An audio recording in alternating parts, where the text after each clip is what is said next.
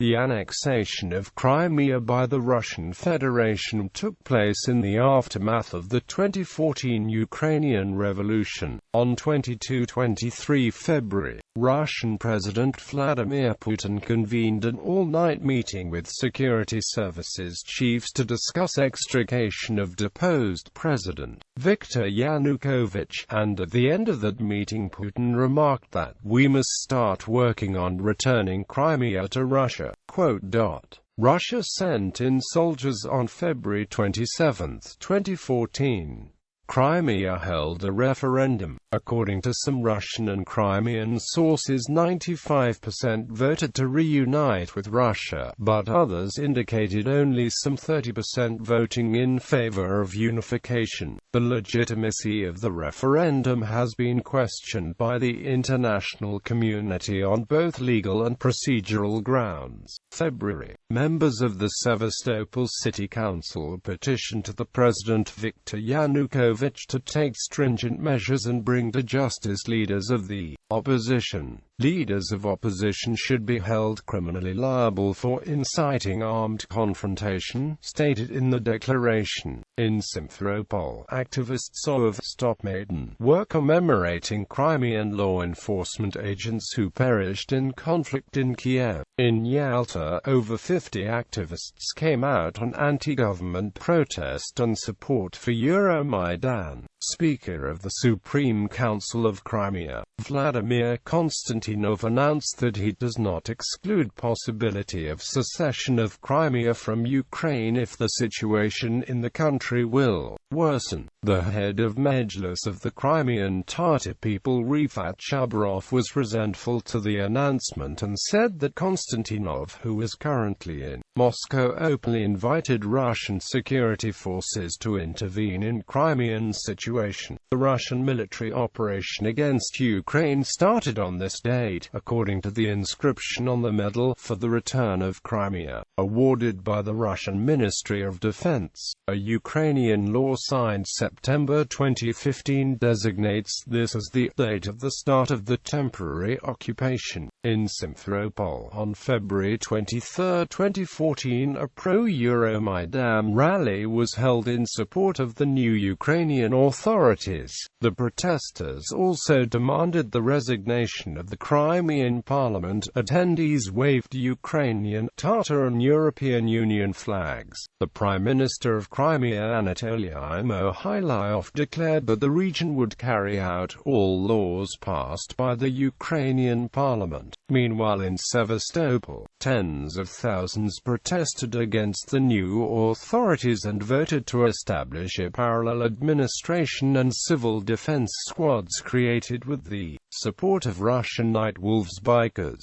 Same were created on the 22nd of February in Simferopol, where about 5,000 had joined such squads. Protesters waved Russian flags and chanted, "Putin is our president," and claimed they would refuse to pay further taxes to the state. Russian military convoys were also alleged to be seen in the area. In Kerch, pro-Russian protesters attempted to remove the Ukrainian flag from a top city hall and replace it with the flag of Russia. Over 200 attended waving flags of Russia, orange and black, St. George and the Russian Unity Party. Mayor Ole Osachi attempted to disperse the crowd and police eventually arrived to keep the protesters at bay. Osachi said, "This is the territory of Ukraine, Crimea. Here's a flag of Crimea," but was accused of treason and a fight ensued over the flagpole. On February 24, 2014, more protesters rallied outside the Sevastopol administration offices. Pro-Russian demonstrators accompanied by neo-Cossacks demanded the selection of a Russian citizen as mayor and planted Russian flags at City Hall. They also handed out leaflets calling for volunteers to a militia Russia and warning that the blue-brown Europlague is knocking. On February 24, a pro-Russian rally in Sevastopol chose Alexei Chaly, a Russian citizen, as mayor. This was controversial because Sevastopol has no mayor, as the chairman of the Sevastopol city-state administration, who is appointed by the President of Ukraine by statute, fulfills this role.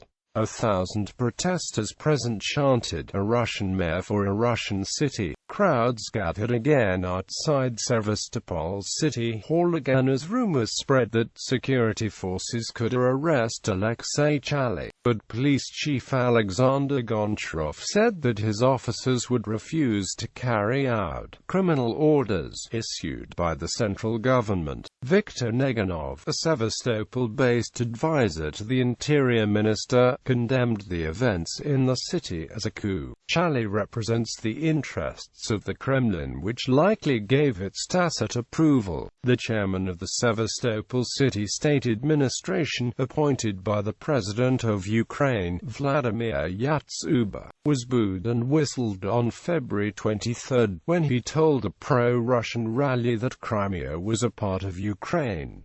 He resigned the next day. On February 25, 2014, several hundred pro-Russian protesters blocked the Crimean parliament, demanding a referendum on Crimea's independence. The rally was organized by the Crimean Front. Another big property of fugitive President Yanukovych was discovered close to Sevastopol, 4 times the size of that in the capital Kyiv. On February 26, thousands of protesters clashed in Simferopol, near the Supreme Council of Crimea building. Between 4,000 and 5,000 Crimean Tatars and supporters of the Euromaidan Crimea movement faced 600 to 700 supporters of pro-Russian organizations and the Russian Unity Party. Chairman of the Supreme Council of Crimea Volodymyr Konstantinov said that the Crimean parliament will not discuss the issue of separation from Ukraine, and that earlier reports that parliament would discuss the motion were provocations. During the clashes, 1 man died of a heart attack and a woman died from being trampled. Crimean Tatars created self-defense groups and called on activists to unite with Russian, Ukrainian and people of other nationalities to avoid provocations and to protect churches, mosques, synagogues and other important sites. By nightfall, the Crimean Tatars had left, while the pro-Russian rally had grown to 5,000 as protesters arrived from Sevastopol later in the day. The new Ukrainian establishment's acting Interior Minister Arsen Avakov tasked Crimean law enforcement agencies not to provoke conflicts and to do whatever necessary to prevent clashes with pro-Russian forces, and added that, "I think that way, through a dialogue, we shall achieve much more than with standoffs." The new head of the Security Service of Ukraine, Valentin Nalyvaichenko, requested United Nations round-the-clock monitoring of the security situation on the peninsula. Also in February 26, media claimed that Russian troops and local volunteers took control of the main route of access to Sevastopol. A military checkpoint, with military vehicles under a Russian flag, was set up on the main highway between the city and Simferopol. CNN described them as a pro-Russian militia checkpoint. On February 27 at 4:20 local time, 60 pro-Russian gunmen seized Crimea's Parliament building and Council of Ministers building. They were said to be professionals and heavily armed. 30 broke into the building initially, with a bus carrying another 30 and additional weapons arriving later. The gunmen were unmarked but raised Russian flags. While the gunmen occupied Crimea's Parliament building, the Parliament held an emergency session. It voted to terminate the Crimean government and replace Prime Minister Anatoly Mohylyov with Sergei Aksionov. Aksionov belonged to the Russian Unity Party, which received 4% of the vote in the last election. It also voted to hold a referendum on greater autonomy on the 25th of May. The gunmen had cut all of the building's communications and took MPs' phones as they entered. No independent journalists were allowed inside the building while the votes were taking place. Some MPs claimed they were being threatened and that votes were cast for them and other MPs, even though they were not in the chamber. Interfax Ukraine reported, "It is impossible to find out whether all the 64 members of the 100-member legislature who were registered as present at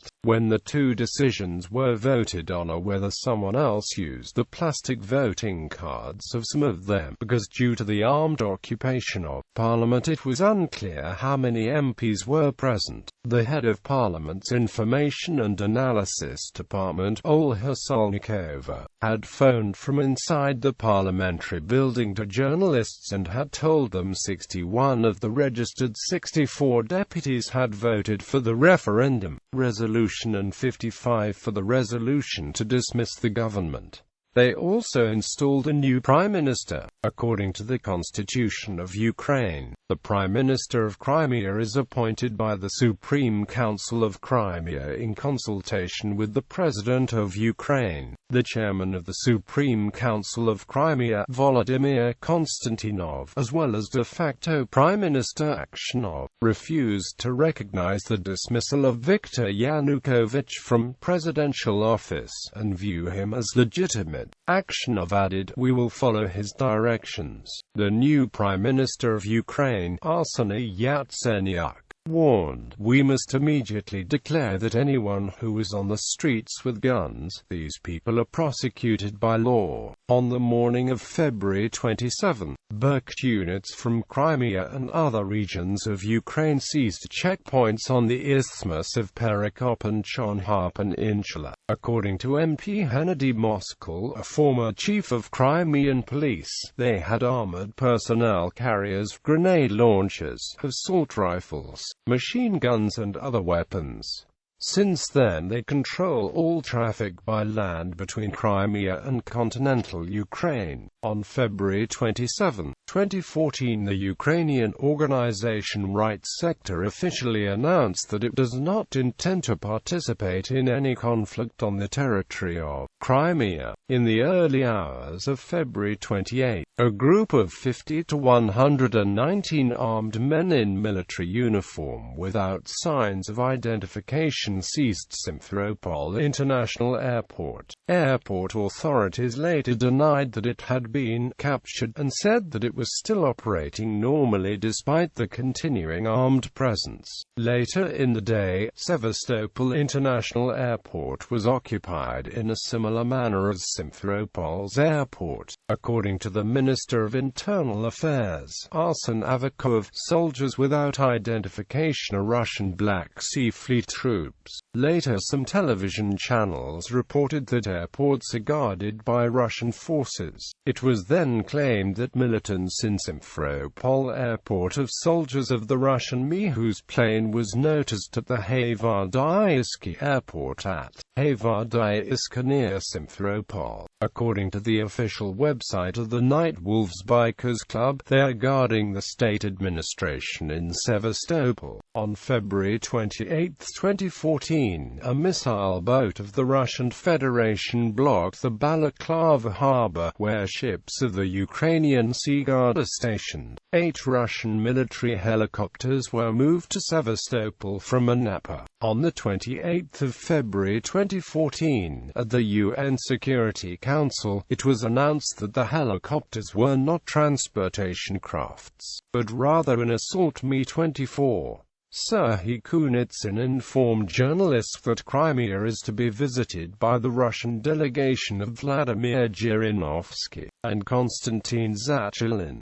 Serhiy Kunitsin informed journalists that 13 Russian planes Il-76 with Russian airborne troops landed in the Hayvardaisky military airport. Kunitsin stated that each plane may hold about 150 people. The Ukrainian parliamentarian Champion, Petro Poroshenko, who arrived in Simferopol, was attacked by an angry mob, but managed to get away unharmed. Chairman of the Supreme Council of Crimea Volodymyr Konstantinov was booed by a gathered crowd of protesters who were yelling, "Crimea, Russia." On February 28, the Ministry of Defense of Ukraine acknowledged the threat of possible takeovers of military units in Crimea during the night on Saturday by radical forces. On February 28, facing possible Russian intervention, U.S. President Barack Obama stated that any military action would come at a cost, following his denunciation of Russian aggression in the region. On February 28,